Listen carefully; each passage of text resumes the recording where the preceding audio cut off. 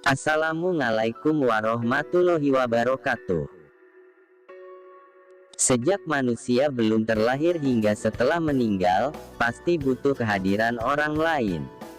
Sangat tidak tepat bila kita menjadi egois, mementingkan diri sendiri. Dalam posisi seperti inilah arti penting tetangga sebagai orang yang dekat dengan kita.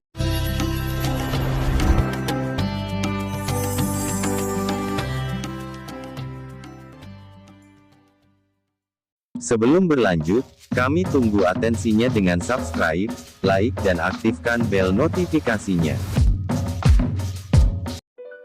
Terkadang kedudukan tetangga jauh lebih penting daripada saudara, karena merekalah pihak pertama yang kita mintai pertolongan saat dalam posisi bahaya. Demikian pentingnya tetangga, hingga Rasulullah Shallallahu Alaihi Wasallam pernah menyebutkan, kualitas keimanan seseorang, salah satu tolok ukurnya adalah sejauh mana ia mampu berbuat baik kepada tetangganya. Barang siapa beriman kepada Allah dan hari akhir, maka janganlah menyakiti tetangganya. Hadis riwayat Bukhari dan Muslim. Bahkan berbuat baik kepada tetangga merupakan salah satu penjamin seseorang bisa masuk surga. Tidak masuk surga seseorang yang tetangganya tidak merasa aman dari kejahatannya. Hadis riwayat Bukhari dan Muslim. Seseorang berkata, "Wahai Rasulullah, sesungguhnya fulanlah banyak melakukan sholat, sedekah, dan puasa. Hanya saja ia menyakiti tetangga dengan lisannya." Rasulullah Shallallahu Alaihi Wasallam bersabda, seseorang diceritakan sedikit melakukan puasa dan sholat, tapi ia bersedekah dengan beberapa potong keju dan tidak menyakiti tetangganya, maka wanita ini ada di dalam surga. Hadis riwayat Ahmad, Ibnu Hibban, dan Hakim. Untuk itu, mulailah berbuat baik kepada tetangga kita. Sebaik-baik teman di sisi Allah adalah orang yang paling baik di antara mereka terhadap temannya.